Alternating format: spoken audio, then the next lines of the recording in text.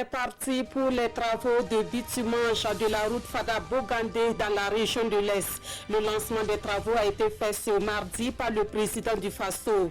L'infrastructure est très attendue pour désenclaver la zone et soulager les usagers. Des détails à suivre en début de journal.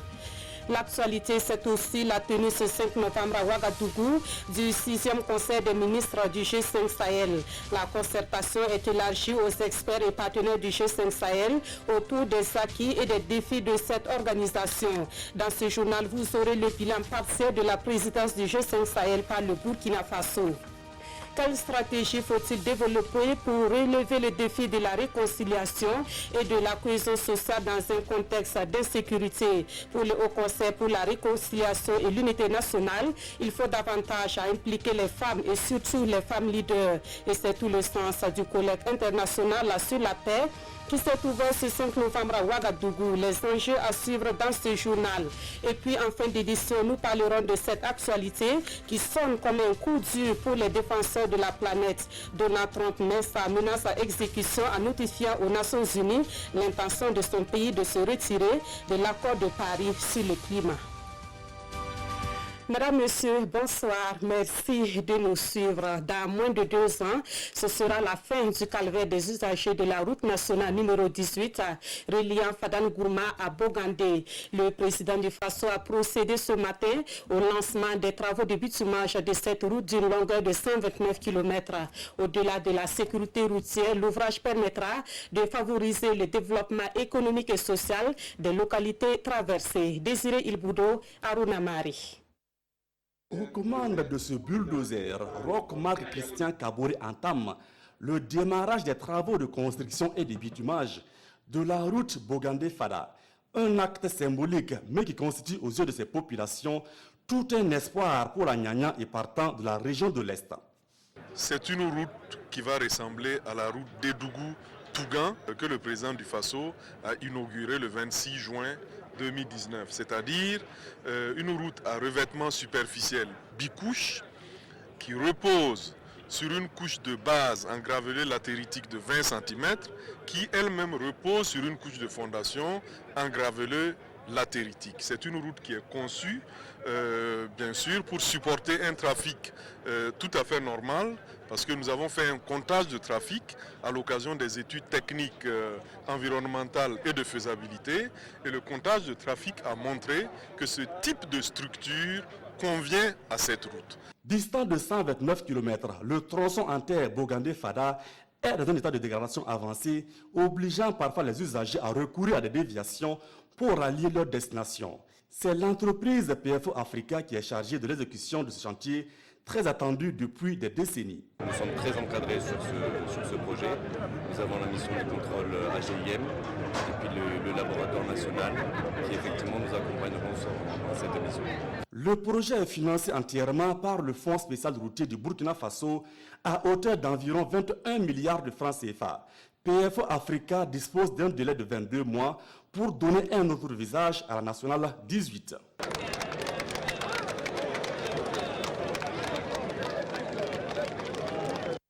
Et pour le président du Faso qui a lancé les travaux, cette route est plus qu'une nécessité pour les populations de cette partie du Burkina Faso. Roch-Marc Christian Kaboré réagit aussi à certaines doléances que ces populations lui ont adressées. Nous le suivons au micro de Désiré Ilboudo et Aruna Mari.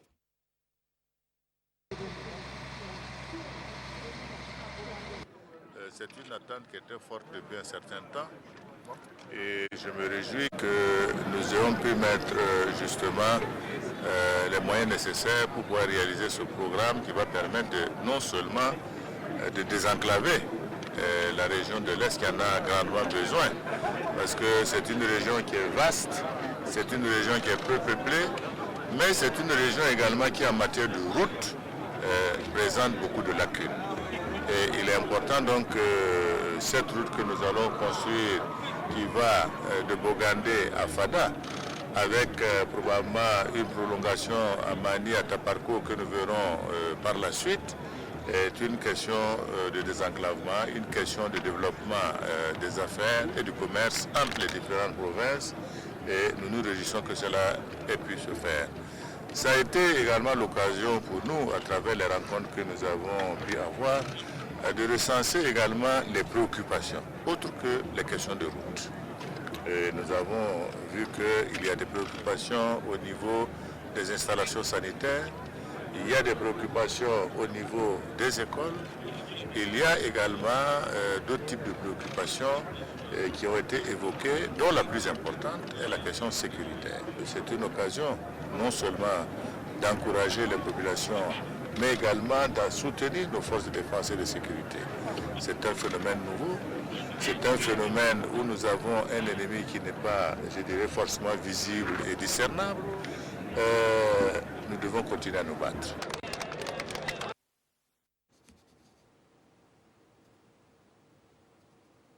Et justement, cette question, quel bilan à mi-parcours peut-on faire du fonctionnement du G5 Sahel, dont le Burkina Faso assure la présidence depuis février dernier? C'est pour répondre à cette question que les acteurs de mise en œuvre du G5 Sahel se sont retrouvés ce mardi dans la capitale burkinabé. Le Conseil des ministres du G5 Sahel est également le lieu pour évaluer la performance du secrétariat permanent de cette organisation. Issa Ouedraogo, Herman Nestor Toui.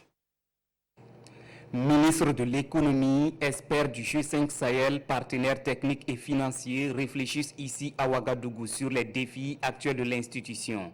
La feuille de route du G5 Sahel, le fonctionnement de son secrétariat permanent sont les grands dossiers sur la table de cette 6e session ordinaire du Conseil des ministres. Comment faire en sorte que notre institution, le secrétariat permanent, puisse se structurer, mieux répondre aux défis. Nous allons aussi échanger sur les questions de l'heure qui constituent bien sûr les défis sécuritaires. Après 9 mois de présidence du G5 Sahel, le Burkina Faso tire déjà de grands acquis, même si les défis restent encore énormes. Il y avait la question donc de rendre opérationnel, de travailler à l'opérationnalisation de la force conjointe.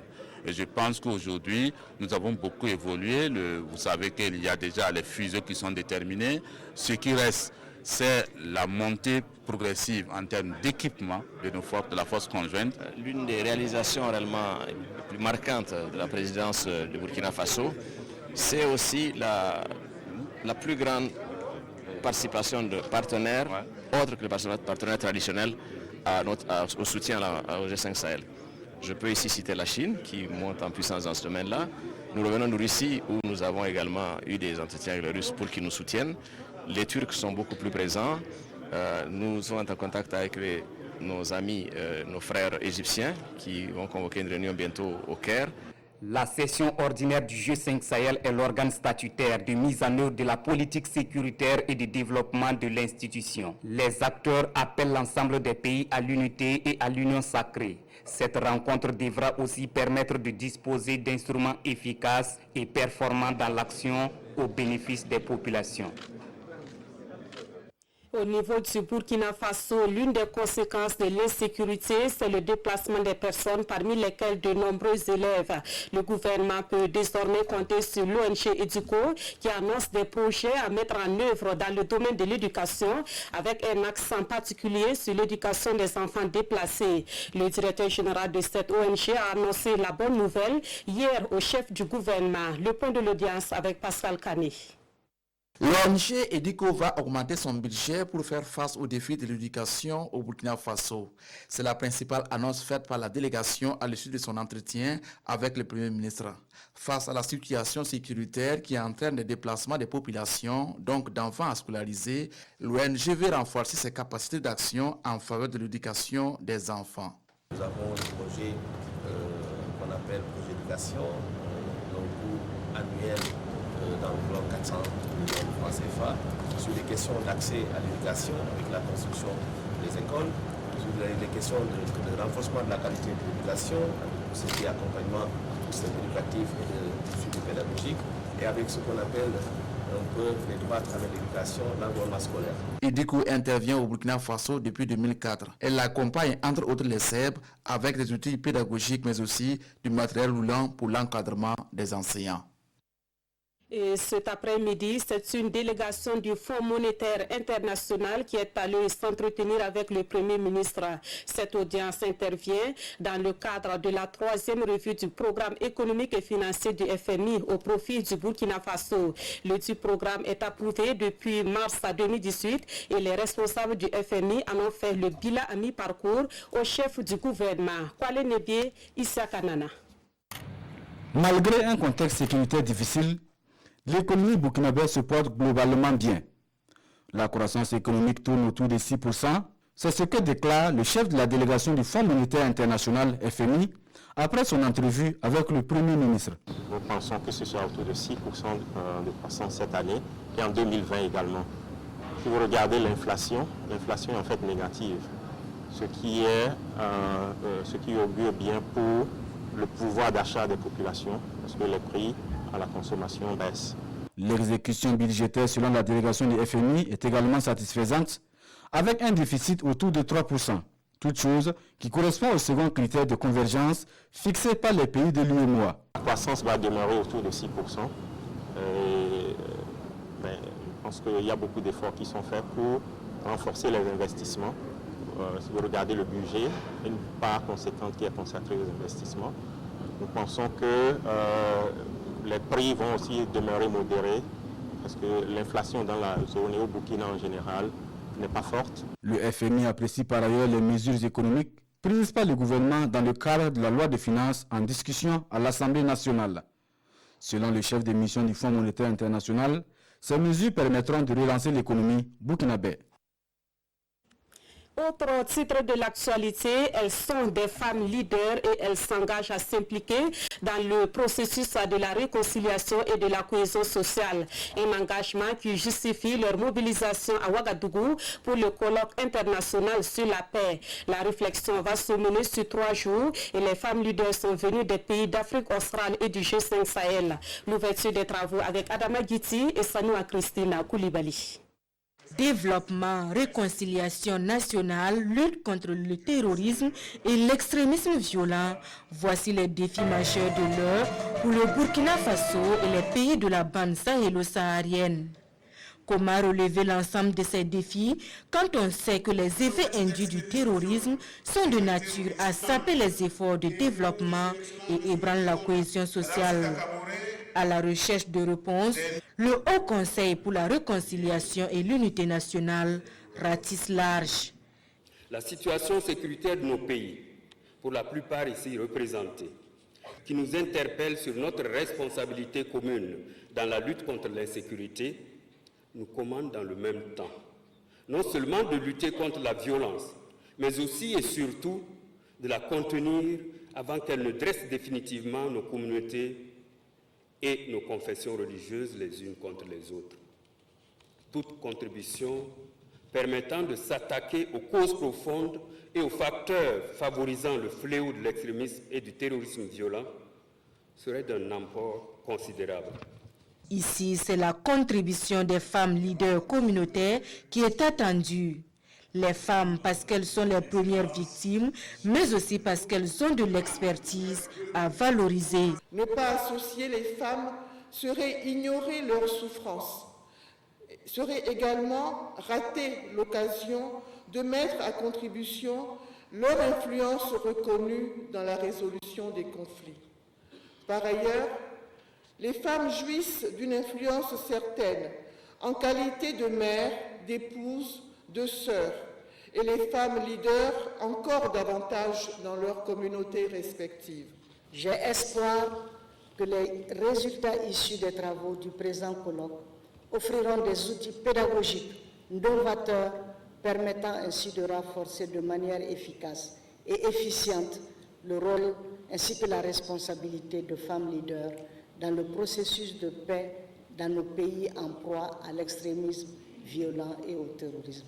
Ils sont environ 200 participants à ce colloque venus du Burundi, de la Centrafrique, du Rwanda, des Comores et des pays du G5 Sahel pour partager leur expérience, mais aussi être outillés sur les questions de médiation intercommunautaire, de justice transitionnelle et de dialogue social.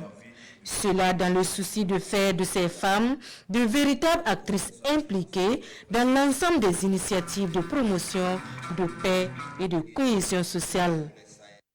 Un autre engagement pour la paix et la cohésion sociale au Burkina Faso nous vient des personnes du troisième âge. Elles sont des anciennes personnalités réunies au sein du panel des anciens pour la paix au Burkina Faso.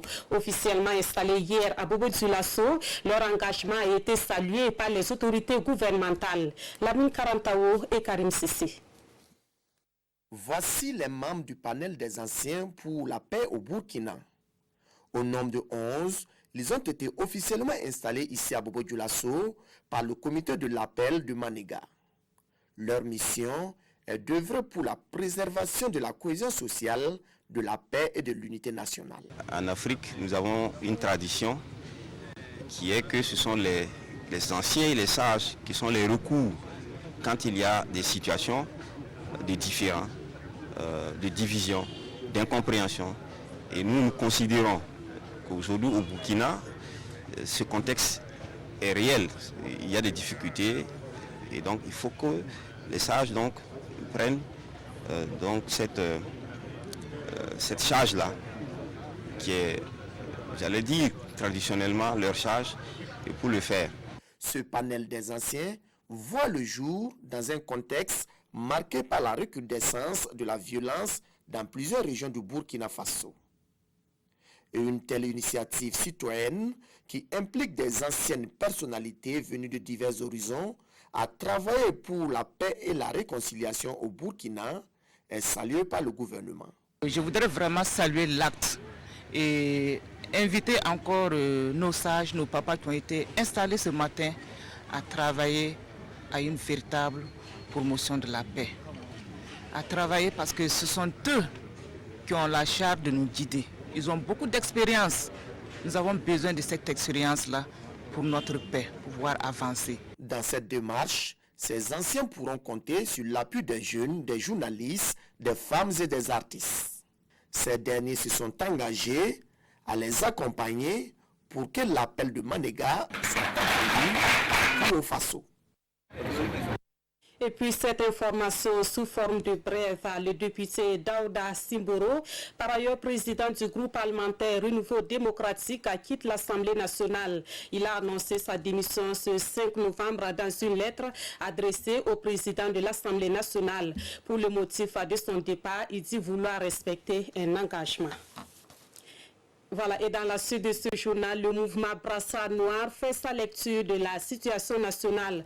Pour cette organisation de la société civile, la priorité du mouvement, c'est de soutenir les forces de défense et de sécurité dans le combat contre le terrorisme et d'assurer une prise en charge efficace des déplacés internes. Face à la presse ce matin, le Brassard Noir s'est également prononcé sur d'autres sujets d'actualité. La synthèse avec Paul-David Bambara et Aimé Solange Guigma.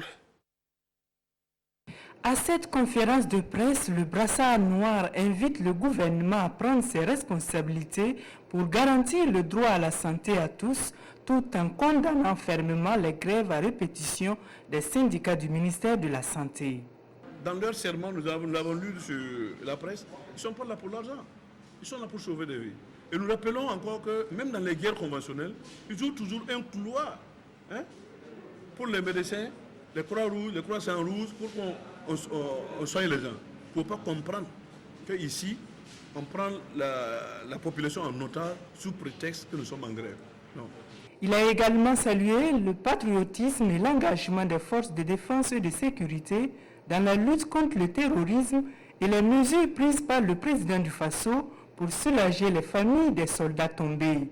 Pour cette organisation de la société civile, l'heure n'est pas aux élections. Les élections en 2020, ce n'est pas une priorité. Voilà, parce que nous allons mettre des milliards pour les élections. Pourtant, nous allons mettre ces milliards. La priorité, c'est la sécurisation du territoire, le retour des déplacés dans leur famille, la réouverture des écoles, la scolarisation des enfants et surtout le droit aux soins des populations. C'est ça qui est notre priorité actuellement, pas des élections. Le Brassard Noir recommande donc au gouvernement de militariser toutes les zones à haut risque et de réactiver les centres d'entraînement commando pour la formation civique et militaire des populations. Boukari Konambo a par ailleurs félicité la justice militaire pour son professionnalisme qui a permis de conduire le procès du putsch manqué à terme. Dans l'actualité également, l'Institut géographique du Burkina ouvre ses portes au public. Une semaine durant, vous pourrez y faire un tour en vue de mieux comprendre l'organisation et le fonctionnement de l'IGB. En marge de ces journées portes ouvertes, un panel a été organisé ce matin sur l'information géographique. Rasmani Zundi, Amadou Marcelto. L'Institut géographique du Burkina, IGB, se dévoile davantage aux populations. À travers ce panel, alimenté par des communications sur, entre autres, le rôle et l'intérêt de l'information géographique, l'Institut fait ainsi valoir sa mission d'utilité publique.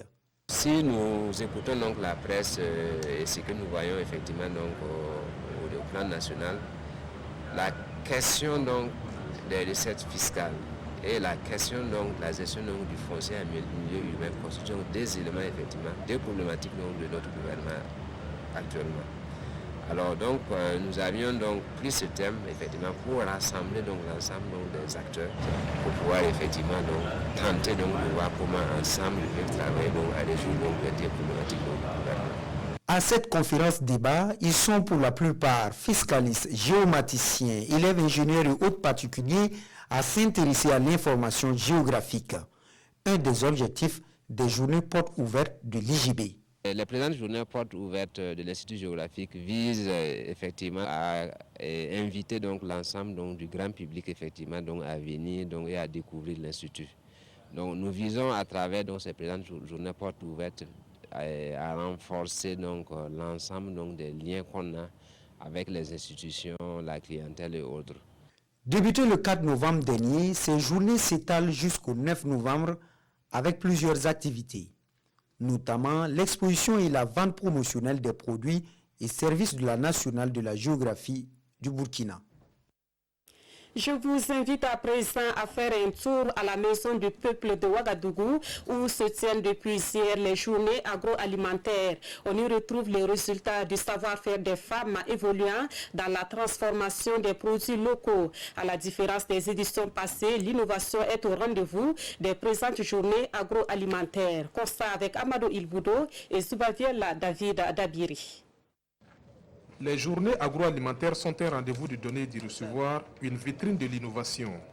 Dans ce stand, Dame Oubda propose une recette culinaire particulière. Ces aliments de couleur ne sont pas des gâteaux, c'est bien du taux de maïs préparé avec des assaisonnements. Ça, c'est du maïs jaune qu'on a utilisé pour faire. Ça, c'est si simple. Ça, on utilise le bissap pour faire ses couleurs. Et ça, c'est du sorgho rouge qu'on utilise pour faire des couleurs. Le vert, on utilise souvent le persil. Souvent, si l'odeur est forte, on utilise les oignons, les feuilles d'oignon pour faire les couleurs. L'idée, selon cette productrice de farine, c'est d'inciter les jeunes à la consommation de ce plat traditionnel. Par exemple, ça, c'est l'ananas. Et ça, c'est une étoile. Et là, ce sont les trucs, on peut appeler ça la neige, les formes, voilà, pour amener les enfants à aimer nos plats locaux.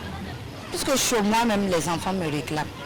Quand elles veulent faire venir leurs copines, elles me disent de faire ça pour eux. Autre stand, autre innovation, Tanti Rebecca de Bérigadougou propose ici une gamme de produits du terroir, dont du beurre de karité assaisonné.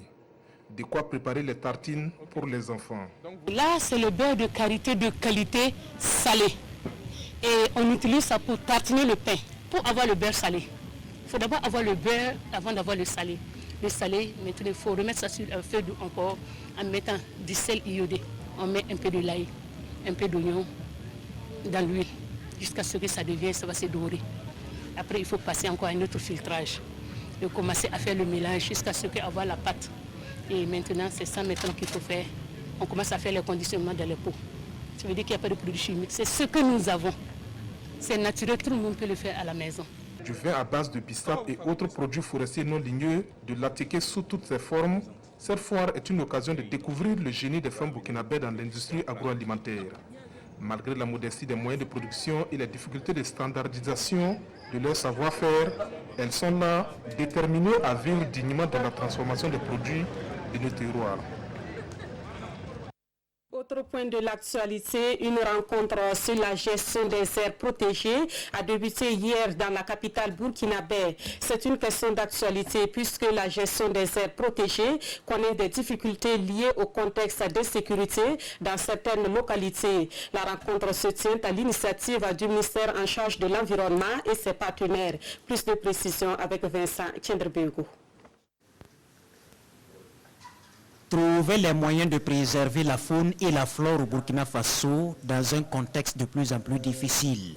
C'est l'objectif de cette rencontre d'information et d'échange sur la gestion des aires protégées. Plusieurs acteurs et parties prenantes sont réunis autour du ministère de l'Environnement, de l'économie verte et des changements climatiques.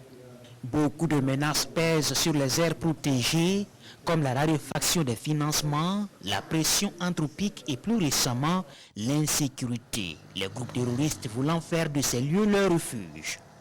Cette rencontre de 2 jours est le lieu pour des communications et des partages d'idées pour une meilleure protection de la faune et de la flore. Parmi les idées, il y a le partenariat public-privé comme alternative et qui fera l'objet de discussions. En ouvrant la rencontre, le ministre de l'Environnement, Nestor Bassière, exprime ses attentes quant aux recommandations, tout en saluant les partenaires de la rencontre, parmi lesquels l'Union européenne, la coopération allemande et l'Union internationale pour la conservation de la nature. Un individu de développer ses capacités personnelles et d'avoir confiance en soi. En d'autres termes, il s'agit de mettre en valeur ses propres compétences et c'est une approche développée depuis 2004 par une structure de la place. Un atelier bilan sur cette approche de changement s'est tenu la semaine dernière à Ouagadougou. Alidou Batini, Mounira Keri. 15 ans que la démarche bilan valorisation de compétences DBVAC est introduite au Burkina. L'initiative émane de la coopération suisse à travers l'Institut Espace Formation, Formation d'Espace, le REFAEF. La démarche consiste à renforcer le leadership et la confiance en soi. Elle permet à l'individu de développer ses potentiels techniques et professionnels afin de se construire une vie meilleure. C'est une initiative qui nous vient de la Suisse, donc transférée au Burkina Faso, ça permettait à des femmes, il n'y avait pas forcément un parcours académique, mais qui avaient tout un savoir-être et un savoir-faire, une expérience de vie, de mettre en valeur et de s'engager, de prendre confiance en elles aussi pour un engagement dans leur communauté. Les femmes sont les premières bénéficiaires de cette démarche initiée par la Suisse. Mais au Burkina, la DBVAC touche tous les acteurs de développement. Tout acteur de la vie active est bénéficiaire de la démarche. Jusque-là, la démarche a profité à beaucoup plus de femmes en faisant vivre cette démarche par un premier groupe de femmes. Et ces femmes que nous appelons désormais les femmes leaders de la démarche ont pu maintenir le flambeau jusqu'à transférer la compétence à la nouvelle génération. Le RESAEF s'appuie sur des structures associatives, des ONG, des partenaires techniques et financiers et surtout sur le ministère en charge de l'Éducation nationale pour la mise à l'échelle de cette approche de formation. Réunis à cette rencontre, ils vont mutualiser leur expérience afin de vulgariser davantage la DBVAC vue comme une alternative à la problématique de la croissance et du développement durable. Actualité à l'international, Donald Trump met sa menace à exécution. Les États-Unis annoncent leur intention de quitter l'accord de Paris sur le climat. Washington l'a formellement notifié à l'ONU et c'est un coup dur pour les défenseurs de la planète. Ce n'est qu'une formalité, mais elle a valeur de symbole. Les États-Unis viennent de formellement notifier les Nations Unies de leur retrait de l'accord de Paris sur le climat. Une formalité donc, car la décision n'est pas nouvelle. Donald Trump l'avait annoncé en juin 2017, quelques mois seulement après sa prise de fonction à la Maison-Blanche. Alors s'il a fallu attendre ce 4 novembre 2019, c'est parce que Washington se devait de respecter une clause inscrite dans le texte de l'accord paraphé par son prédécesseur. Cette notification officielle ne scelle d'ailleurs pas l'épilogue de cette histoire. Certes, on est encore loin d'un scénario à rallonge à la Brexit. Il n'empêche que la sortie de l'accord ne sera effective qu'un an après la notification formelle. Autrement dit, le 4 novembre 2020, au lendemain de l'élection présidentielle américaine. Et c'est la fin de ce journal. Merci de l'avoir suivi. Le prochain rendez-vous de l'actualité sur nos antennes, c'est à 22h30 avec Ismaël Ziloma Silima. Merci de votre fidélité à la RTB.